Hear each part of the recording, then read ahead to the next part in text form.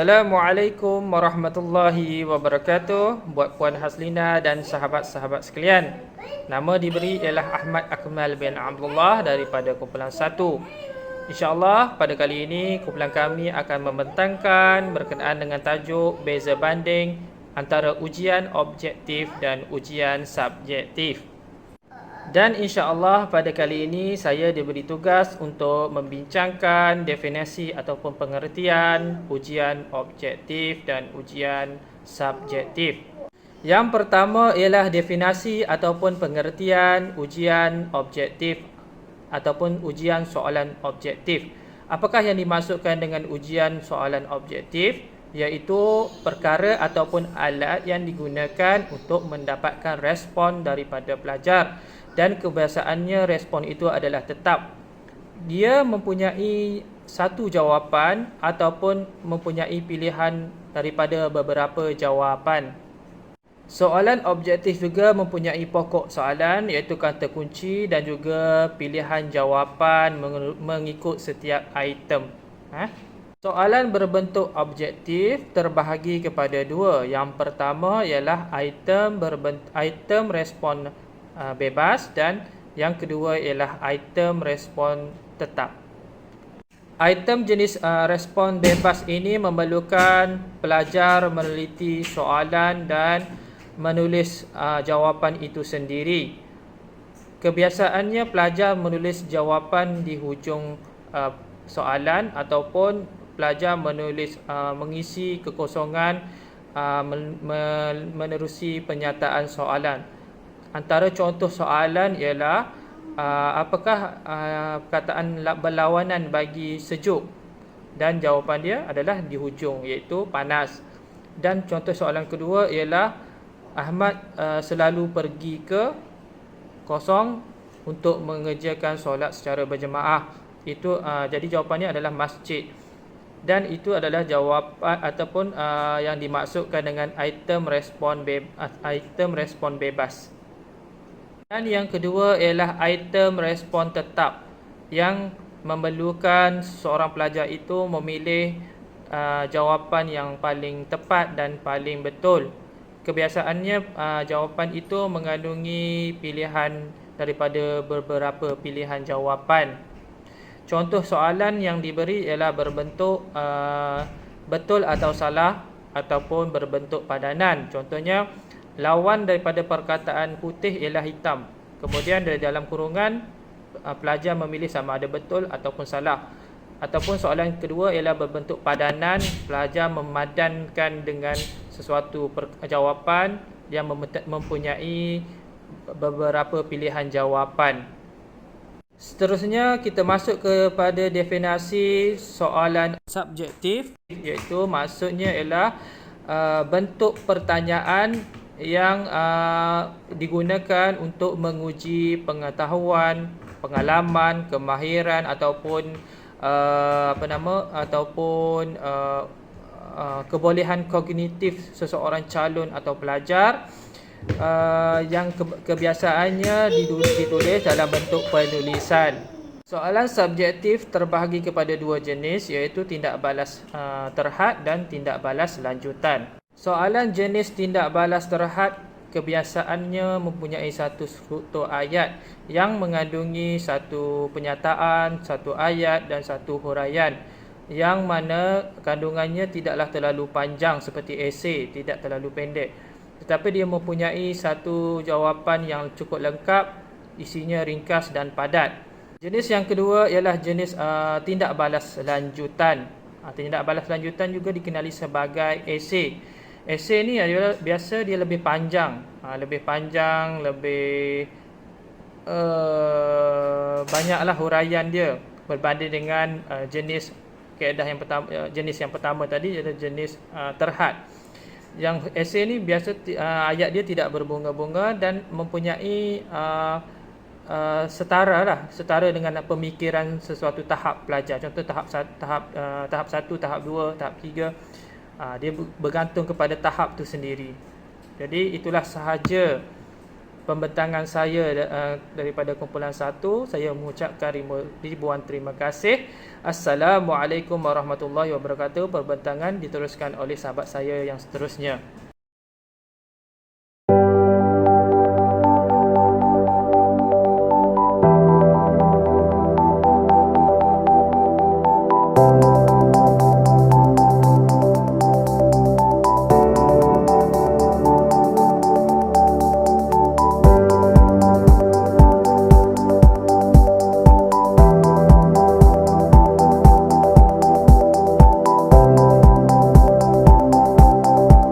Assalamualaikum warahmatullahi taala wabarakatuh. Nama diberi Anis Amira binti Muhammad. Okey, saya akan menerangkan tentang ciri-ciri ujian objektif dan ciri-ciri ujian subjektif. Ciri-ciri ujian objektif yang pertama ialah soalan yang diberikan lebih spesifik. Yang kedua, ujian ini hanya perlu dijawab dengan jawapan yang ringkas dan pendek atau memilih daripada senarai jawapan yang diberikan. Okey, ujian ini biasanya dibina dalam dua jenis kumpulan, iaitu yang pertama ujian jenis bekalan. Ujian jenis bekalan ni terbahagi kepada dua. Yang pertama, item objek berbentuk soalan. Contoh soalan dia, siapakah yang digelar Bapa Merdeka? Okey, untuk item objek, item yang kedua ialah item objek berbentuk kenyataan. Contoh soalan dia, nama kota Sabah ialah, okey, kita bagi jawapan dalam garis kosong. Jadi murid akan menulis jawapan mereka di atas garis kosong itulah. Okey, jenis kumpulan yang kedua ialah ujian jenis pilihan. Ujian jenis pilihan ni terbahagi kepada 4. Yang pertama, ujian betul atau salah. Contoh soalan yang boleh kita berikan ialah Kelantan terletak di Malaysia Timur.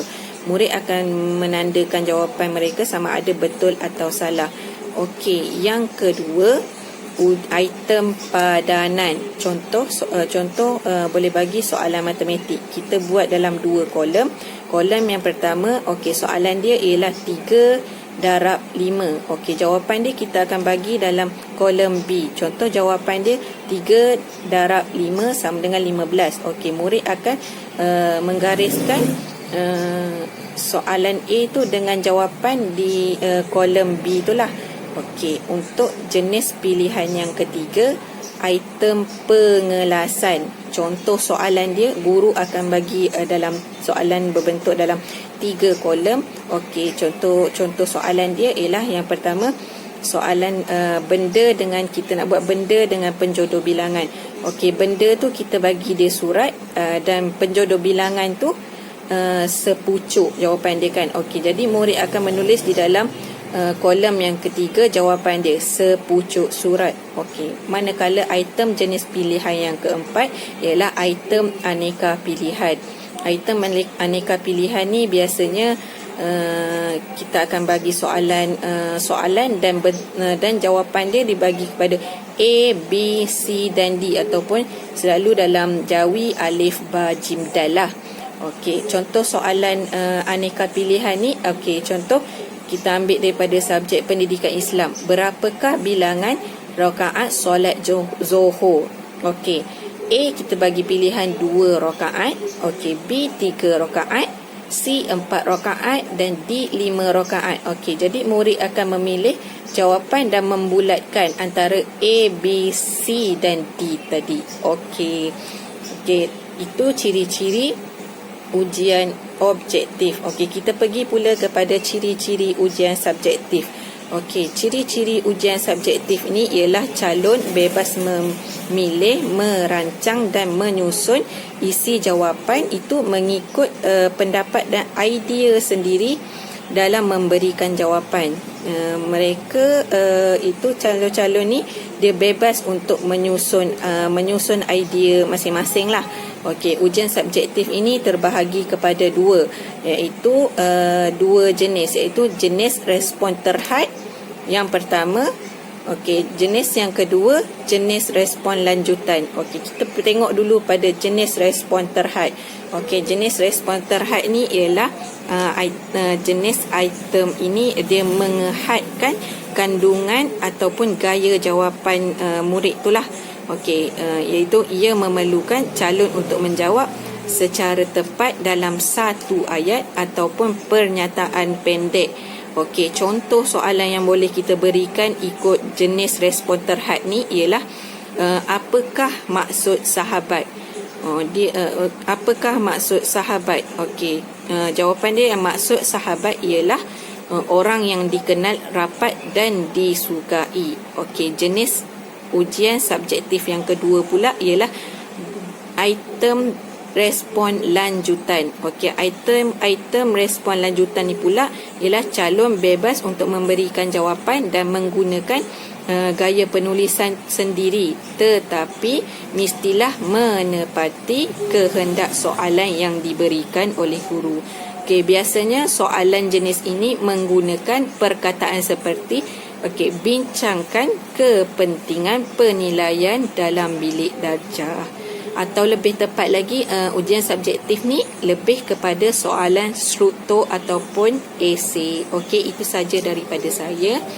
Seterusnya kawan saya akan menyambung kepada kebaikan ujian objektif dan kebaikan ujian subjektif. Sekian, terima kasih.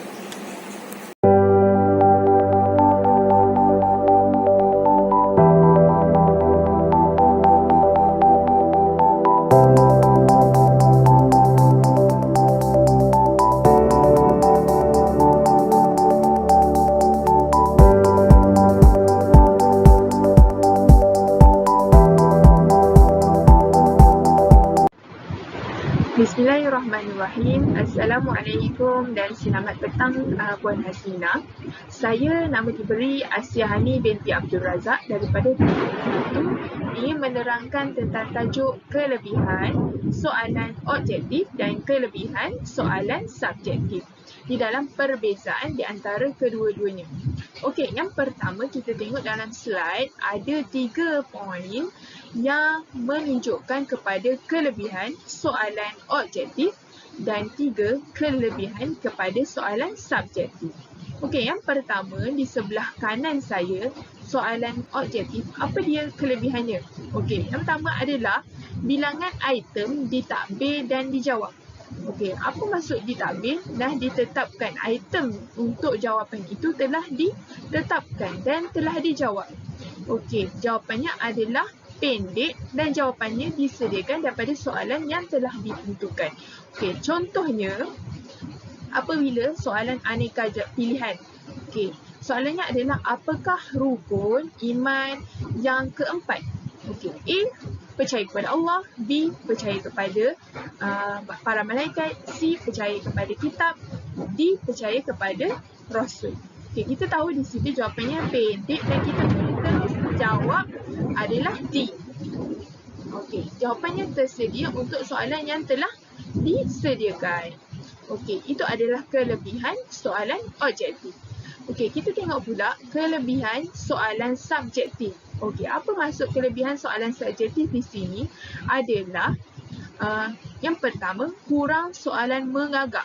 Okey, maksudnya kebarangkalian ujian esei untuk mengagaknya betul adalah rendah. Okey, kita tengok di situ contohlah kan. Dalam soalan terangkan kelebihan bersedekah. Okey, di situ dia mahukan adalah ujian soalan esei ataupun soalan struktur yang untuk mengagaknya mungkin betul adalah kurang. Disebabkan apa? Setiap murid menjawabnya adalah berlainan. Jawapan untuk betul kepada skema jawapan mungkin tidak. Okey, jawapannya mungkin jawapan yang pertama menghapus dosa, kedua mendapat pahala, ketiga rezeki yang bertambah, keempat mendapat naungan di akhirat. Di situ kita boleh tahu jawapan kepada soalan dia adalah luas, tidak tersempit. Jawapan untuk betul daripada skema jawapan mungkin tidak. Mungkin ya. Di situ kita boleh faham. Okey, itu adalah kelebihan soalan subjektif yang pertama. Kita berbalik kepada soalan objektif untuk kelebihan yang kedua.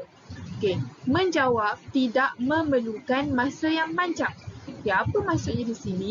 Apabila murid menjawab soalan beraneka pilihan ataupun soalan betul atau tidak.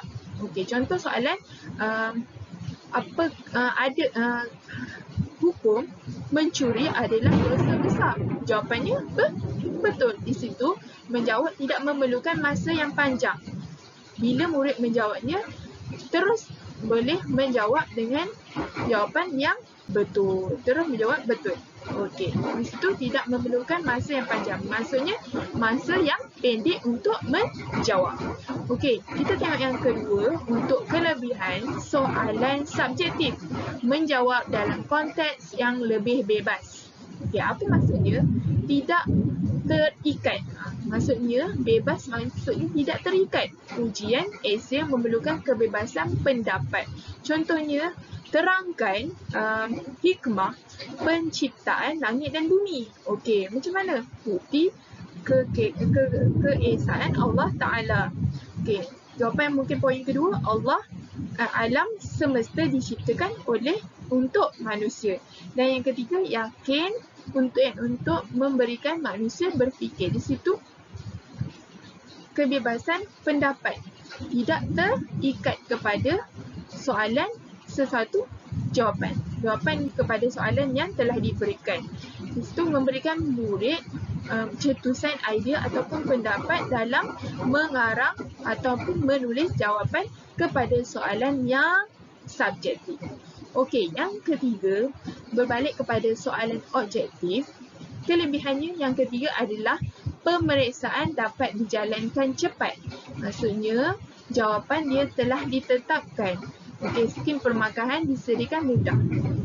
Di sini, apabila pemeriksaan untuk jawapan kepada soalan objektif adalah tetap. Contohnya yang kita beritahu tadi adalah rukun iman, jawapannya yang keempat, rukun iman yang keempat, jawapannya percaya kepada Rasul, jawapannya D. Di situ, jawapannya adalah tetap, pemeriksaannya terus dapat markah. Contohnya skim permakahannya 2. Okey, kita dapat di situ jawapan untuk soalan tu, markah untuk soalan tu 2. Okey, pemeriksaan dapat dijalankan dengan cepat.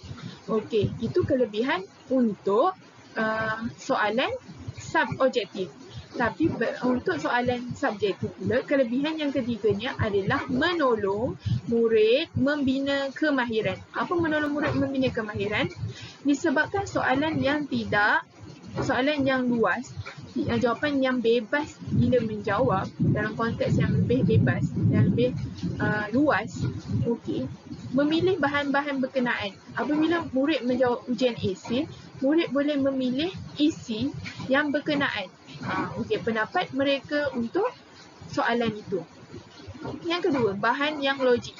Logik mengikut pemikiran murid dan relevan diterima oleh murid.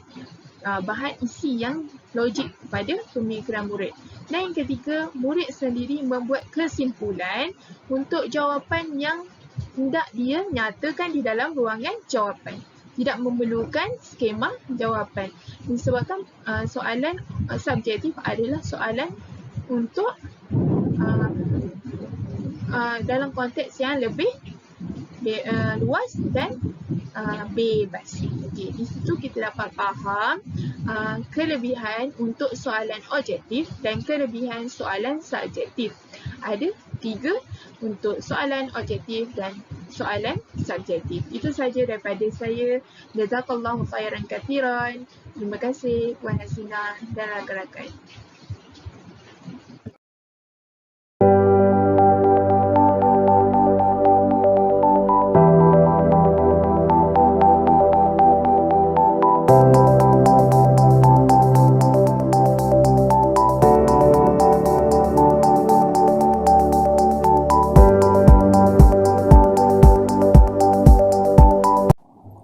Assalamualaikum warahmatullahi wabarakatuh. Okey, saya akan membincangkan mengenai kelemahan kelemahan dari segi aspek kedua-dua ujian yang merangkumi kelemahan ujian objektif dan kelemahan ujian subjektif. Kelemahan ujian objektif ini yang merujuk yang pertama, murid tidak diberi kebebasan dalam melontarkan idea ketika menjawab soalan. Murid tidak diberi kebebasan, murid tidak diberi peluang ataupun pilihan untuk menjawab soalan. Pilihan dari segi apa? Pilihan dari segi melontarkan idea. Murid-murid ni tak diberi pilihan untuk melontarkan idea ataupun nak bagi input-input yang lain, tak boleh. Jadi soalan objektif ni dia tidak ada pilihan lain. Dia hanya memilih jawapan yang telah disediakan. Okey, yang kedua, soalan yang tidak menekankan aspek kemahiran dan pembinaan ayat. Kerana apa? Soalan objektif ni dia menekankan kepada jawapan yang telah diletakkan. Jadi murid hanya memilih jawapan yang ada pada soalan tersebut. Jadi soalan-soalan itu tidak menekankan aspek kemahiran. Kemahiran dari segi apa? Kemahiran dari segi membina ayat. Sebab apa? Jawapan sudah ada. Yang ketiga, murid tidak dapat mengaplikasikan unsur-unsur kebat. Unsur kemahiran berfikir aras tinggi dalam menjawab soalan. Sebab apa? Sebab murid-murid ni jawapan dia yang kita tahu tak boleh dipilih. Jawapan dah ada dalam tu. Jadi murid-murid dipilih jawapan hanya berdasarkan yang telah ditetapkan. Jadi murid-murid tak boleh letak jawapan sendiri. Dengan itu dia tidak membantu murid-murid untuk meningkatkan lagi aras kognitif dia. Okey, yang keempat. Hanya murid yang berkeupayaan mengingat fakta akan dapat menjawab soalan objektif dengan baik. Jadi murid-murid yang boleh mengingat ataupun kita katakan sebagai daya ingatan yang kuat, mungkin ujian objektif ni memberikan kelebihan buat mereka. Berbanding murid-murid yang daya ingatan hafalan yang kurang, jadi dia memberikan kesan kepada cara menjawab untuk murid-murid yang tidak ada kekuatan ingatan. Seterusnya, yang kedua, kelemahan ujian subjektif. Yang pertama kita tengok dekat sini soalan yang terhad. Soalan dia tak boleh buat banyak. Soalan subjektif ni hanya melibatkan soalan-soalan yang sedikit tetapi memerlukan jawapan yang banyak lah. Jadi berbeza dengan ujian objektif tu, dia soalan dia banyak. Tapi subjektif ni ujian dia punya soalan dia sedikit, terhad. Yang kedua, kaedah gubalan soalan subjektif memerlukan seorang guru yang pakar dalam bidang tersebut. Jadi, nak menggubal soalan subjektif ni, dia memerlukan seorang guru yang berpengalaman ataupun seorang guru yang berkemahiran ataupun kita katakan sebagai pakar lah dalam bidang tersebut untuk membuat gubalan soalan-soalan tersebut. Jadi kalau guru-guru selain guru-guru biasa yang tak ada kemahiran dalam subjek tersebut, tidak digalakkan untuk membuat ujian ni lah, buat gubalan ini. Yang ketiga, memerlukan kepada pemeriksa yang mahir dan cekap. Dia kelemahan ujian subjektif ni, dia memerlukan pemeriksa yang mahir dan cekap. Dia tidak boleh pemeriksa yang biasa-biasa ataupun pemeriksa yang kurang daripada tu. Yang keempat, bentuk serta bahasa jawapan murid-murid boleh mempengaruhi pemarkahan. Ini kelemahan ujian subjektif yang mana murid-murid perlu menjawab berdasarkan apa yang mereka boleh jawab dengan menulis dan sebagainya. Jadi tulisan murid-murid itu yang ada bahasanya, bentuk jawapan ni semua boleh mempengaruhi pemarkahan. Boleh jadi maksud jawapan tu maksudnya lain, tetapi guru-guru faham yang lain. Jadi dia boleh mempengaruhi markah di situ. Itu saja.